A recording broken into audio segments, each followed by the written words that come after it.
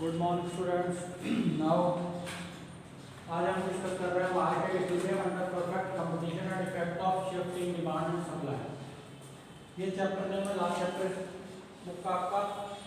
सबसे पहले बात करते हैं मार्केट इक्विलिब्रियम की। मार्केट हमने डिस्कस किया था कि मार्केट क्या होता है, जहाँ पे गुड्स की सेल्स और परचेज होती है, उस प्लेस को या उस प्लेटफॉर्म को क्या बोलते हैं, मार्केट। अब market equilibrium means market balance का इक्विलिब्रियम का हमने पहले भी डिस्कस किया कि बैलेंस होता है, ठीक है। अंडर परफेक्ट कंपटीशन कि market equilibrium under perfect competition. Perfect competition क्या होता है, जहाँ पे लार्ज नंबर ऑफ बायर्स होते हैं, लार्ज नंबर ऑफ सेलर्स होते हैं। ये फॉर्म्स ऑफ मार्केट में हमने डिस्कस किया। अब ये बात हो रही है कि जो प्राइस है वो डिसाइड कैसे होता है मार्केट में। कोई भी प्राइस है, ये कहते हैं कि ये चीज़ बढ़ गई, ये चीज़ कम हो गई, तो वो कैसे डिसाइड होता है मार्केट में, उस वही चीज़ है कि कैसे डिसाइड होता है, वही हम इस चैप्टर में डिस्कस करेंगे। और दूसरा क्या है इसका, effect of shift in. Shift कैसे होता है, अगर डिमांड और सप्लाई में कोई चेंज होता है तो आगे पीछे कैसे होगा। अब सबसे पहले मार्केट इक्विलिब्रियम। अगर हम मार्केट इक्विलिब्रियम की बात करें,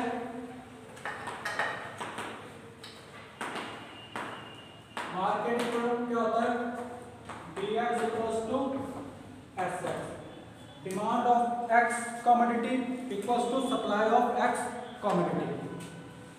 डिमांड हमने चैप्टर पढ़ा था थ्योरी ऑफ डिमांड, फिर पढ़ा था थ्योरी ऑफ सप्लाई।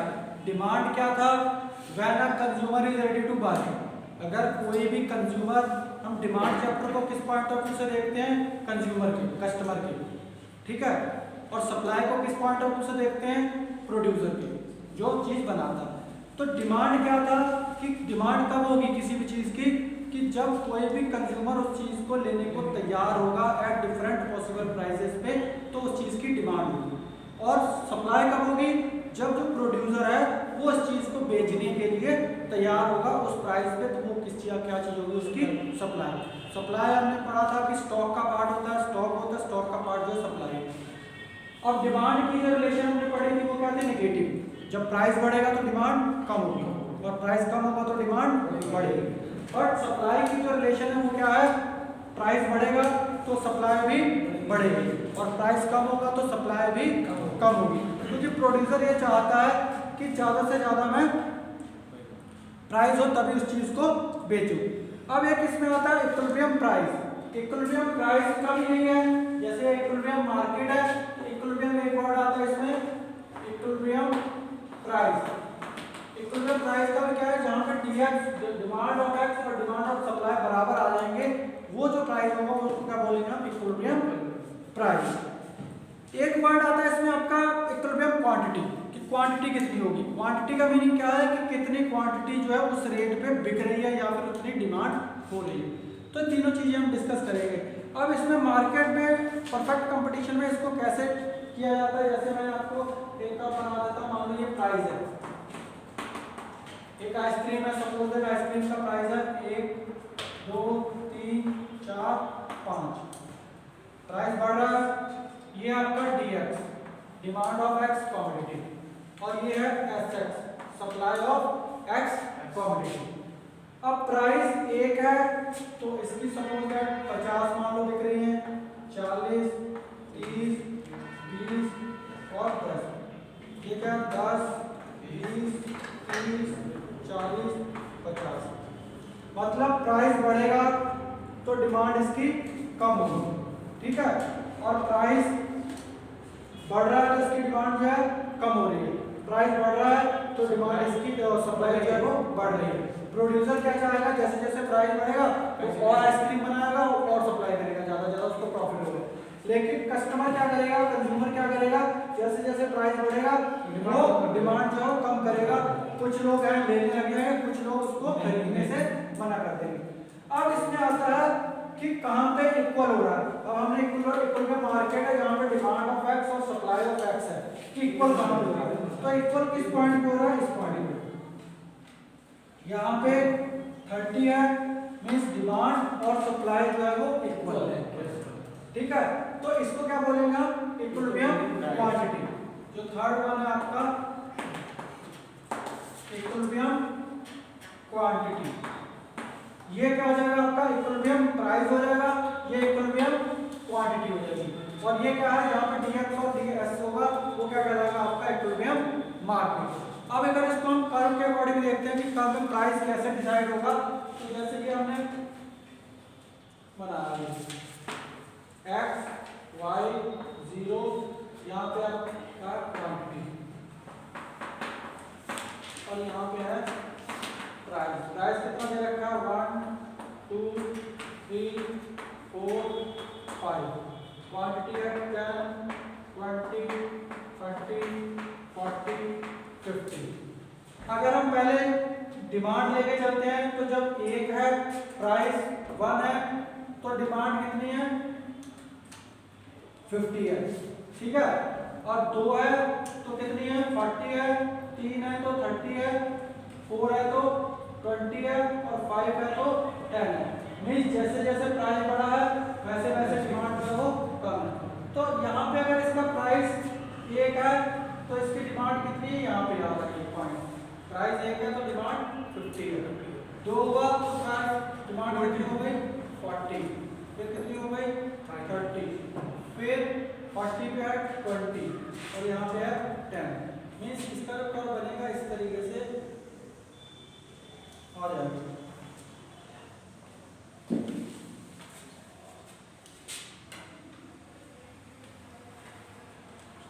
दूसरा है सप्लाई का, ये किसको क्या बोलेंगे, डिमांड का। डिमांड का always slopes downward. Why is it slopes downward? Due to inverse relation between the price and demand. दूसरा है सप्लाई। सप्लाई का अगर 1 रुपये का है तो इसका 10 पे लग जाएगा, 2 है 20 है, 3 है तो 30 है, ठीक है।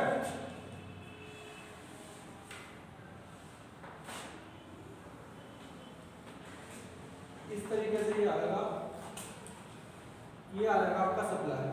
और जहां पे ये दोनों इंटरसेक्ट करेंगे इस पॉइंट पे, मान लो 30 पे कर रहा है, यहाँ पे ये क्या कहलाएगी आपकी, ये जो यहाँ पे इक्विलिब्रियम प्राइस, जो प्राइस यहाँ पे जहाँ पे इंटरसेक्ट करेगा दोनों, वो ही क्या कहलाएगा प्राइस। अपना प्राइस जो है उस चीज का डिसाइड हो जाएगा। जैसे इक्विलिब्रियम जहाँ पे ये दोनों इंटरसेक्ट कर रहे हैं, डिमांड कर्व और सप्लाई कर्व जहाँ पे इंटरसेक्ट कर रहे हैं, वही उस चीज का क्या हो जाएगा प्राइस जो है वो डिसाइड हो जाएगा। तो इसको क्या बोलेंगे, यहाँ पे इक्विलिब्रियम क्वांटिटी हो जाएगी। ये जो है ये पॉइंट है, यहाँ पे ये एक्सेस सप्लाई है, यहाँ पे सप्लाई ज्यादा है, ठीक है, और यहाँ पे जो है वो डिमांड ज्यादा है। यहाँ पे आपकी शॉर्टेज या एक्सेस, ये कंडीशन जो है यहाँ पे क्या है, एक्सेस डिमांड है, ये डिमांड इधर ज्यादा है और यहाँ पे सप्लाई ज्यादा है, ठीक है। तो ये एक्सेस सप्लाई हो जाएगी और ये एक्सेस डिमांड हो जाएगी। और ये जो है ये क्या कहलाएगा आपका इक्विलिब्रियम मार्केट या इक्विलिब्रियम पॉइंट। और ये क्या इक्विलिब्रियम प्राइस है और ये क्या इक्विलिब्रियम क्वांटिटी। मींस अगर 3 रुपए है तो मार्केट में रेट उसका स्प्रिंग का कितना डिसाइड होगा 3 रुपए, क्योंकि यहाँ पे लेने वाले भी और बेचने वाले दोनों क्या है बराबर आ रहा है, तो मींस उसका रेट जो है वो डिसाइड हो जाएगा 3। तो इसका इक्विलिब्रियम प्राइस जो आ जाएगा 3 आ जाएगा। तो इस तरीके से कोई भी अगर कमोडिटी का प्राइस डिसाइड होता है through the force of demand and supply. अगर हम बात करें परफेक्ट कंपटीशन मार्केट में, तो जहाँ पे डिमांड और सप्लाई दोनों इंटरसेक्ट करते हैं, मींस दोनों को एक दूसरे को क्रॉस कर रहे हैं, जिस पॉइंट पे वही क्या हो जाएगा प्राइस उस कमोडिटी का हो जाएगा, तो वहाँ पे वो डिसाइड होगा प्राइस।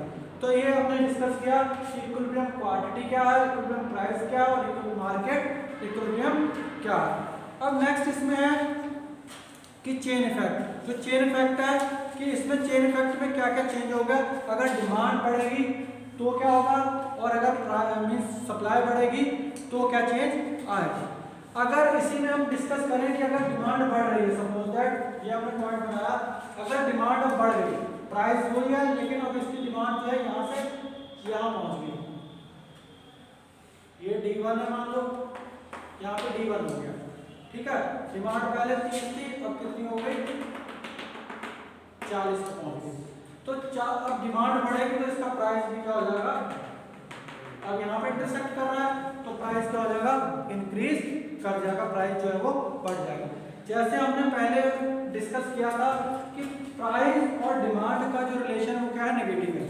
अगर प्राइस बढ़ेगा तो डिमांड कम होगी, प्राइस कम होगा तो डिमांड बढ़ेगी।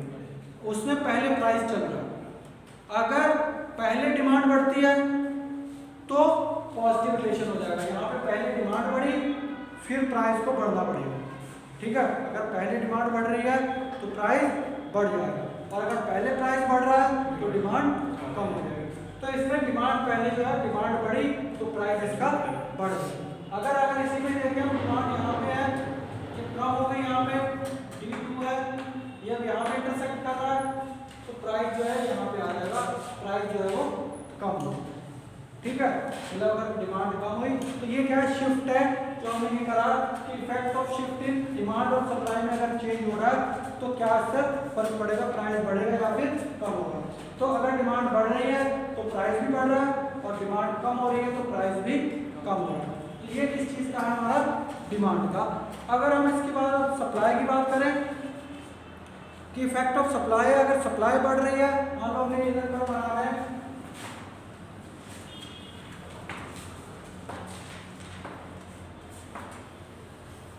डिमांड है और सप्लाई है, क्वांटिटी प्राइस यहाँ पे इंटरसेक्ट हो रहा है, ठीक है। अगर सप्लाई बढ़ रही है, सप्लाई बढ़ रही है तो प्राइस पे क्या इफेक्ट होगा, सप्लाई पहले ये है, अब सप्लाई बढ़ेगी तो इधर आ जाएगी S1 हो गया।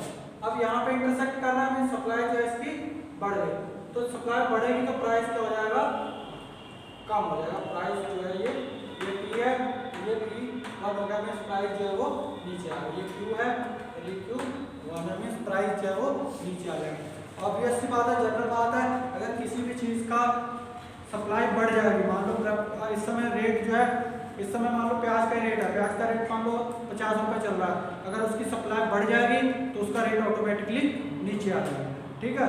तो किसी भी चीज़ की सप्लाई बढ़ जाती है, जैसे मोबाइल का अगर एग्जांपल लें तो पहले मोबाइल की कुछ एक कंपनीज थी, अब बहुत सारी कंपनीज आ गई, बहुत सारी सप्लाई बढ़ गई तो उसका रेट जो है वो पहले जो कीपैड वाला आता था इतना महंगा, वो तो छोड़ो, अब इतने बढ़िया फोन जो है वो सस्ते में।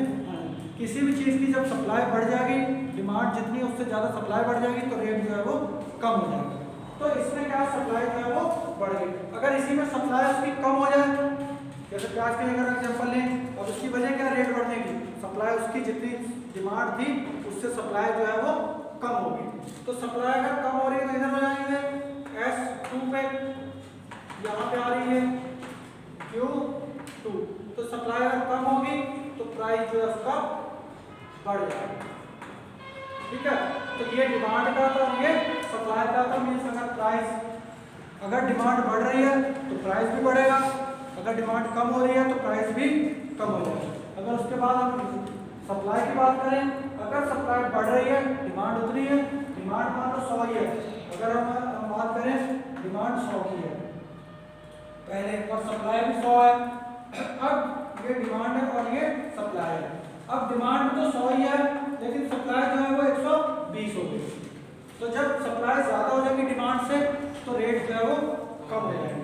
और अगर सप्लाई 80 में आ गई, ठीक है, जैसे अगर आप देखें कोई भी कमोडिटी, अगर प्याज की बात करें, अगर उसकी सप्लाई कम हो जाएगी, आप कोई ब्लैक मार्केटिंग करते हैं या होल्डिंग कर लेते हैं, उसको कलेक्शन करके रख लेते हैं, कुछ लोग की मार्केट को जैसे मार्केट में शॉर्टेज हो जाएगी तो उसको हम महंगे रेट पे बेच लेंगे, तो अगर सप्लाई उसकी कम हो गई तो उसका रेट जो है वो बढ़ जाएगा।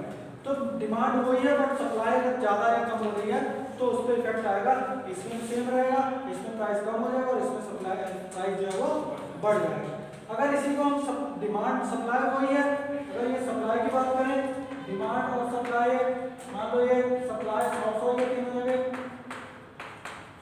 यहाँ पे 100 है, अब यहाँ पे डिमांड जो है वो 120 होगी, सप्लाई उतनी है लेकिन डिमांड जो है खरीदने वाले ज़्यादा लोग हो गए, तो वो ज़्यादा लोग जब हो जाते हैं तो वो ज़्यादा पैसे देने के लिए तैयार हो जाते हैं, तो यहाँ पे रेट जो है वो बढ़ जाएगा।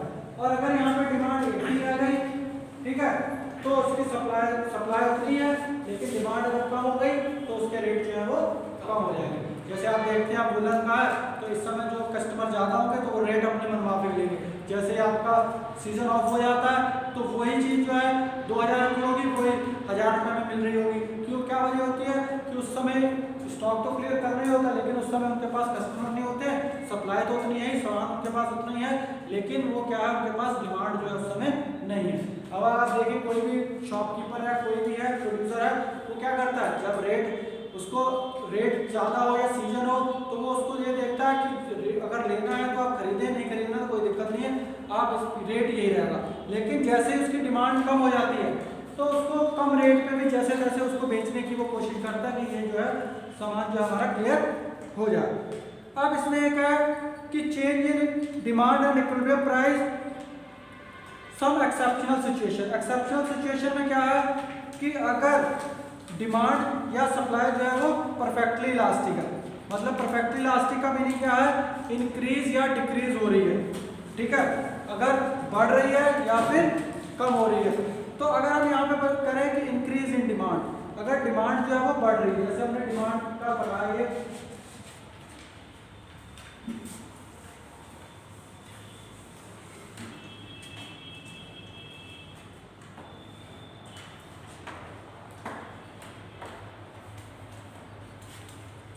ये डिमांड कर रहा है, ठीक है।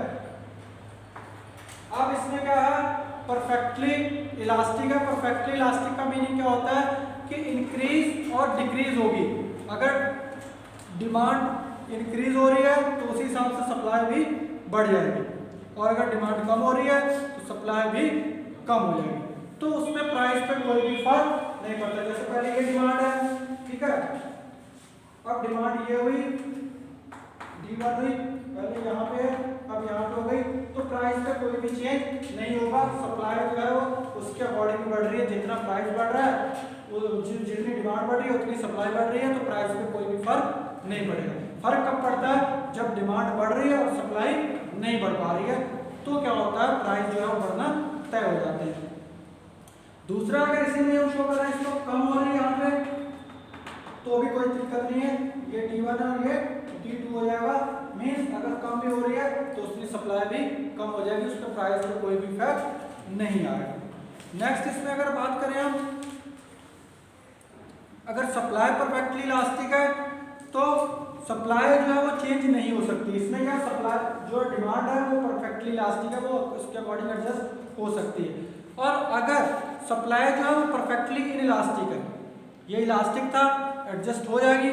अगर इनइलास्टिक का मीनिंग क्या होता है, वो चेंज नहीं हो सकती, वो जो है वो ही रहेगी, चाहे ज़्यादा डिमांड हो चाहे कम हो, लेकिन जो सप्लाई जो है वो रिमेन सेम रहेगी।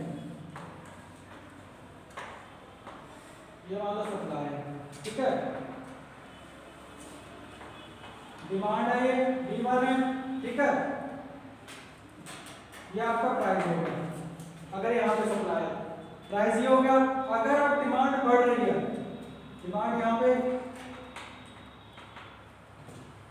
D1 हो रहा है, ठीक है, तो प्राइस क्या होगा, यहाँ आ जाएगा P1।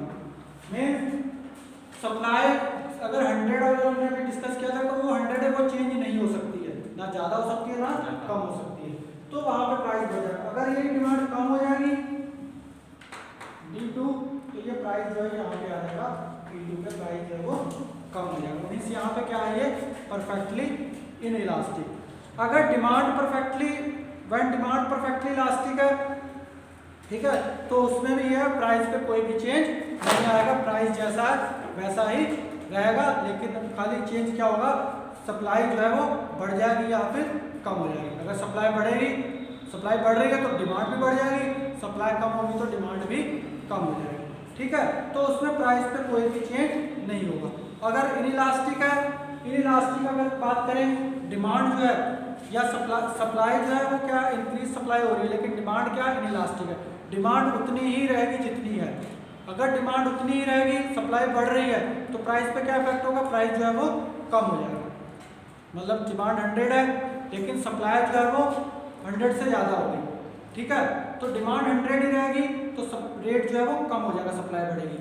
अगर प्राइस डिमांड उतनी है लेकिन सप्लाई अगर कम हो गई तो रेट जो है वो बढ़ जाएंगे। तो इसमें ये हमने सारा का सारा जो है वो डिस्कस किया कि अगर इसमें चेंजेस क्या क्या आ जाएंगे। अगर आप इसमें सिमल्टेनियस चेंज में क्या हो जाता है कि दोनों चीज़ों को देखते हैं कि इंक्रीज या डिक्रीज होगा तो क्या होगा?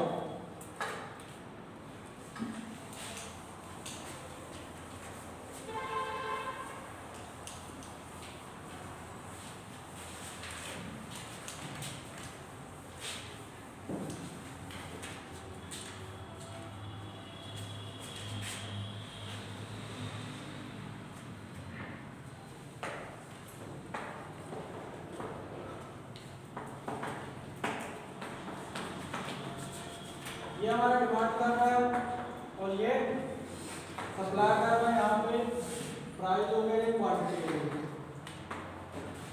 अगर इसमें बस दोनों चेंज हो रहे हैं, दोनों चेंज हो रहे हैं तो क्या हो जाएगा? अगर दोनों चीजें चेंज हो रही है, मान लो सिमुल्टेनियस डिक्रीज हो रहा है या फिर इंक्रीज हो रहा है, दोनों में अगर बराबर हो रहा है या फिर कम ज्यादा हो रहा है, तो क्या क्या चेंजेस आएंगे?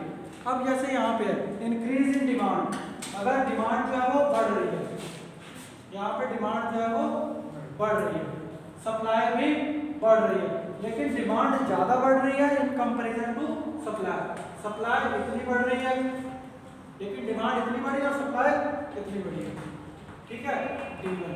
अब ये कहाँ पे इंटरसेक्ट कर रहा है?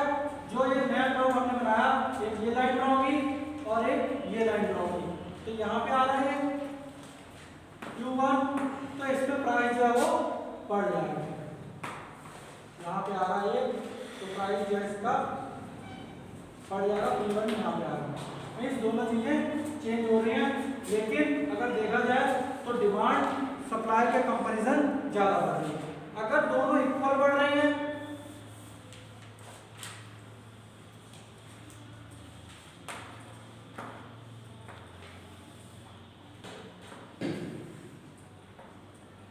सप्लाई डिमांड,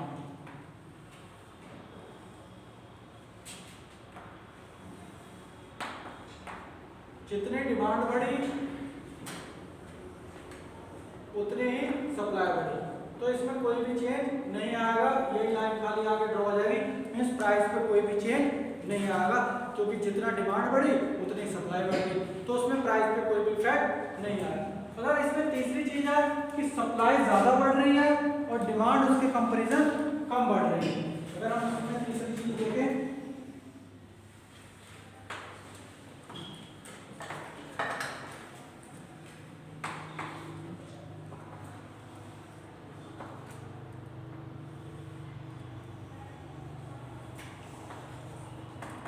अब इसमें क्या है, डिमांड जो है वो कम बढ़ रही है लेकिन सप्लाई जो है वो ज्यादा बढ़ रही है। ठीक है, अब ये कहाँ पे इंटरसेक्ट हो रहा है? यहाँ पे, तो यहाँ पे क्या हो जाएगा, प्राइस जो है वो कम हो जाएगा। ठीक है, मान लो प्राइस सप्लाई डिमांड जो है वो 100 बढ़ी लेकिन सप्लाई जो है वो 150 बढ़ गई, सप्लाई इट मींस की ज्यादा हो रही है, तो प्राइस जो है वो कम हो जाएगी। तो ये सारे के सारे इंक्रीज और डिक्रीज का इसी तरीके से, अगर दोनों चीजें कम हो रही हैं तो वो हम शो करेंगे, अगर कम हो रही है तो इस हिसाब से दोनों प्राइस पे क्या इफेक्ट आएगा। अब इसमें कुछ है वर्ड्स हैं कि प्राइस सीलिंग है, फ्लोर प्राइस है, ठीक है, या आपका इसमें एक चीज है आपकी डीबीटी वगैरह। तो इसमें दो टॉपिक रह गए, इसको हम डिस्कस कर लेते हैं। प्राइस सीलिंग, प्राइस सीलिंग क्या है? अपर लिमिट, जैसे सीलिंग बोलते हैं या फ्लोर बोलते हैं। तो प्राइस सीलिंग का मीनिंग क्या है कि अपर लिमिट एक गवर्नमेंट प्राइस डिसाइड कर देती है कि उससे ऊपर जो है कोई भी मीन्स उससे ऊपर कोई भी चीज़ नहीं बिकेगी। तो वो कौन सी जो बहुत ज़्यादा चीज़ें हैं, सीलिंग मीन्स मैक्सिमम लिमिट हो गई, वो कौन सी चीज़ें होती हैं जो बहुत ज़्यादा जरूरी चीज़ें उसमें होता है, जैसे महंगी महंगी दवाइयाँ हो गई इस टाइप की, उसमें फाउंडेशन कर देते हैं। जैसे आपने पहले भी देखा होगा कि स्टेंट वगैरह हार्ट में पड़ते थे बहुत महंगे थे, अब उसकी बहुत ज़्यादा गवर्नमेंट ने लिमिट कर दी है कि उससे ज़्यादा जो है वो नहीं बिक पा रहा। तो ऐसी चीज़ें जो है उसको उससे कम पे तो बेच सकते हैं लेकिन उससे ज़्यादा पे नहीं बेच सकते, तो उसको क्या बोलते हैं? Price ceiling. वैसे अगर देखा जाए तो उसका मार्केट में प्राइस ज़्यादा रहता है लेकिन उसका अगर एक्चुअल प्राइस जो है जितने में बेच सकते हैं वो क्या रहता है? कम रहता है, तो उसको क्या बोलते हैं? Price ceiling. तो प्राइस सीलिंग भी इंटरसेक्ट अगर करें इस तरीके से, अगर इसको पर में अगर शो करें तो जैसे ये है